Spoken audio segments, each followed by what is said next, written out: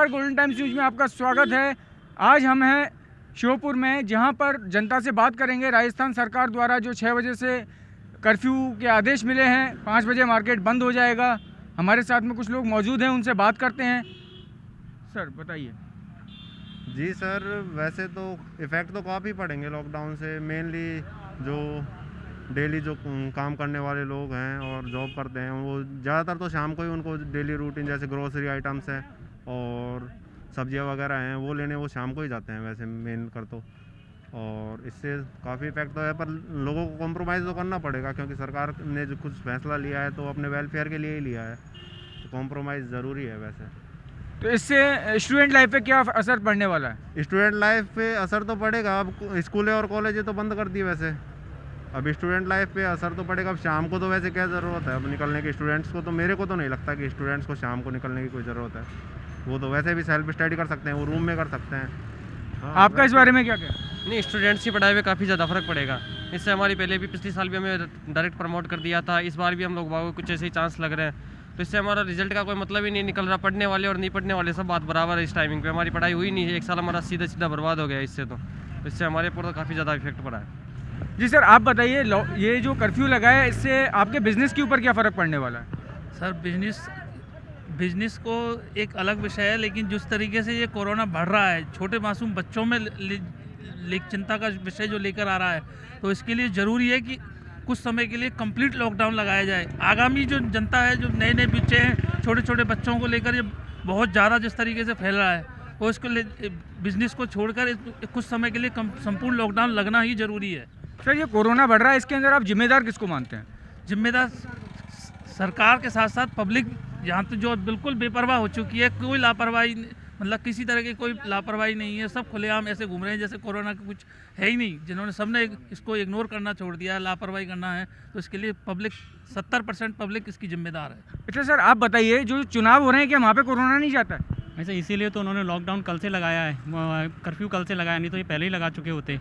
सबसे बड़ा तो वहीं पे है। वहाँ जैसे जैसे चुनाव ख़त्म होंगे और वहाँ पर निकलना चालू हो जाएंगे, एक बल्क में निकलेंगे वहाँ तो, कि जैसे आज 100 है, कभी 200 एकदम साथ साथ बढ़ेंगे। कोरोना तो वहाँ भी है, ऐसा नहीं है कि वहाँ नहीं है। तो सर, आपके बिजनेस पे क्या इफेक्ट पड़ सकता है इसका अभी? सर बिजनेस पे तो बहुत बड़ा, जो रियल एस्टेट में जो है वो बिल्कुल एकदम से डाउन हो गया है। लोगों ने जो पैसा, जो बीच में थोड़ा सा बूम आया था रियल एस्टेट में, लोग आगे इन्वेस्ट करना चाह रहे थे, वो वापस से बैक हो गए हैं और उन्होंने बिल्कुल बंद कर दिया है इसमें इन्वेस्ट करना। पैसा बाज़ार में बिल्कुल ब्लॉक हो चुका है, कोई काम धंधा नहीं हो रहा है, केवल लॉकडाउन की वजह से, इस कोरोना की वजह से।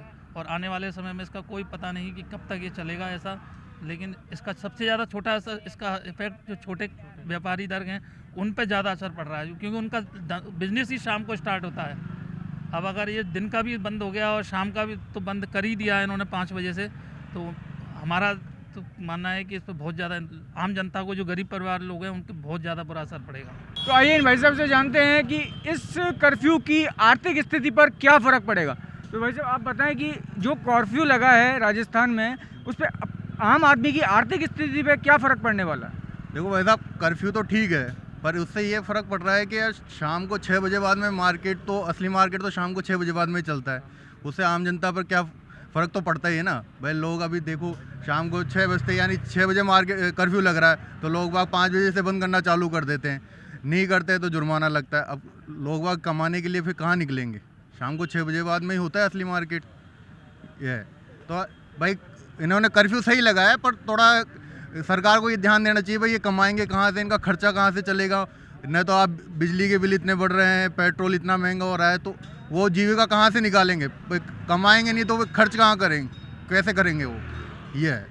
तो आप मानते हैं कि मतलब बिजली के बिल माफ़ करने चाहिए सरकार को? हाँ, बिजली के बिल माफ़ करने चाहिए, पेट्रोल कम करना चाहिए, उसकी रेट कम करनी चाहिए भाई। कुछ जैसे दिल्ली में कर रखा है कि 200 यूनिट तक है ना, बिजली का बिल कम कर रखा है भाई, फ्री कर रखा है, तो वैसा यहाँ पर राजस्थान में भी कुछ करना चाहिए सरकार को। यहीं पर श्योपुर में हमारे साथ एक बिजनेसमैन मौजूद हैं, उनसे बात करते हैं। जिस सर, आप बताएं कि कोरोना का आर्थिक ज़िंदगी पे क्या असर पड़ने वाला है लोगों की? ये अभी सरकार ने कुछ समय पहले लगातार लॉकडाउन किया, नाइट कर्फ्यू लगाया। और नाइट कर्फ्यू में आप देखोगे कि उन्होंने पहले तय किया कि 9 बजे बाद पूरा शहर बंद रहेगा, सुबह 6 बजे तक। और रात्रिकालीन लोग निकलते भी नहीं हैं। लेकिन रात्रि को जो जिनके ढाबे चलते थे, होटलें चलती थी, वो सब बेचारे उस समय बेरोज़गार हो गए। कई वर्षों, 1 साल के बाद तो वो उभरने लगे थे। जैसे उभरने लगे इन्होंने फिर लॉकडाउन लगा दिया और अभी 2 दिन से फिर से इन्होंने 6 बजे का लॉकडाउन लगाया। जो नीचे तबके का व्यक्ति था, फुटकर दुकानदार था, जो थड़ी ठेले वाला था, ठेले वाले शाम के समय ही मजदूरी उनकी होती थी, अब वो वापस 6 बजे घर की ओर पलायन करने लग जाएगा तो उसकी स्थिति कैसी होगी? क्योंकि अगर वो कोरोना से नहीं मरता है तो हो सकता है आर्थिक दृष्टि से वो मरकर आत्महत्या भी कर सकता है।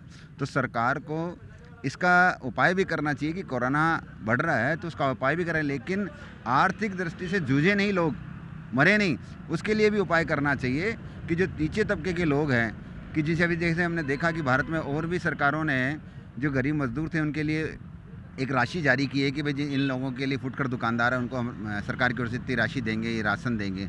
लेकिन ऐसी कोई सुविधा नहीं देके कि सीधा लॉकडाउन लगाना कि आज के 6 बजे के बाद कोई भी व्यक्ति बाहर नहीं निकलेगा। जब बाज़ार बंद हो जाएंगे, थड़ी ठेले नहीं लगेंगे।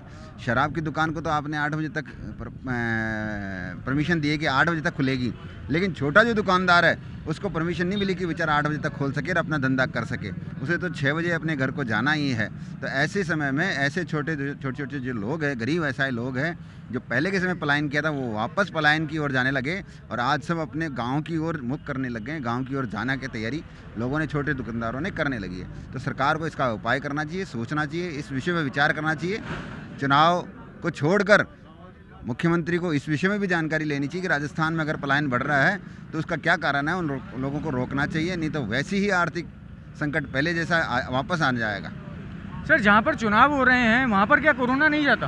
कोरोना जाता है ना, क्यों नहीं जाता है, सब जगह जा रहा है। उन तीनों जिलों में भी कोरोना बढ़ रहा है, लेकिन आप देखोगे कि उन तीनों जिलों में कोई लॉकडाउन नहीं है। उन सभी राजनेताओं की सभाएं भी हो रही है, बड़ी बड़ी सभाएं भी हो रही है, और यहाँ छोटे जो कार्यक्रम करने के लिए भी नवरात्रा चल रहा है, लोग छोटे छोटे कार्यक्रम करने के तय कर रखे थे, जिनकी शादी ब्याह थी। आप देखिए, आज मैं सुबह एक मैरिज गार्डन वाले से के पास जाके आया, उन्होंने बताया कि पिछले वर्ष भी ऐसी स्थिति रही, इस वर्ष भी फिर वापस वैसी स्थिति आ गई कि हम 50 लोगों का की शादी तो लोग अपने घर में ही कर लेते हैं, तो मैरिज गार्डन कैसे बुक करेंगे? लाखों रुपए खर्च करके कितने, एक शादी से कितने सारे लोग जुड़े होते हैं, बैंड वाले भी, लाइट वाले भी, डेकोरेशन वाले भी, कैटरिंग वाले भी, कैसे छुटकर दुकानदार हैं। 500 लोग बेरोजगार हो गए एक शादी से। एक शादी नहीं होती तो 500 लोग बेरोजगार हो जाते हैं। और कितनी शादियां कैंसिल हो रही है, लगातार सावे कैंसिल हो रहे हैं, सब जगह से कैंसिल हो रहे हैं। घर में अपने 50 लोगों के साथ शादी ब्याह कर लेंगे चुपचाप में जाकर, वो तो कितनी आर्थिक दृष्टि कमज़ोर होता जा रहा है। इसलिए सरकार, अब चुनाव का समय भी चला गया, आज प्रचार बंद हो गया है, और उसको छोड़कर मुख्यमंत्री जयपुर आए, जयपुर आकर देखे कि जो पलायन बढ़ रहा है, ये सब चीज़ें हो रही है, इसको रोकने का, कोरोना रोकने का तो इल्ज़ाम उन्होंने कर दिया कि कोरोना रोकने की सारी व्यवस्थाएं, वैक्सीन भी लगनी चाहिए, दूरी भी रखनी चाहिए, लॉकडाउन भी लगना चाहिए, लेकिन उसके बाद जो आर्थिक संकट आने वाला है उसकी चिंता उन्होंने नहीं करी है। उसकी चिंता भी करनी चाहिए। जो छोटा दुकानदार है, मजदूर तबके का लोग है, उसकी भी चिंता उन लोगों को करनी चाहिए।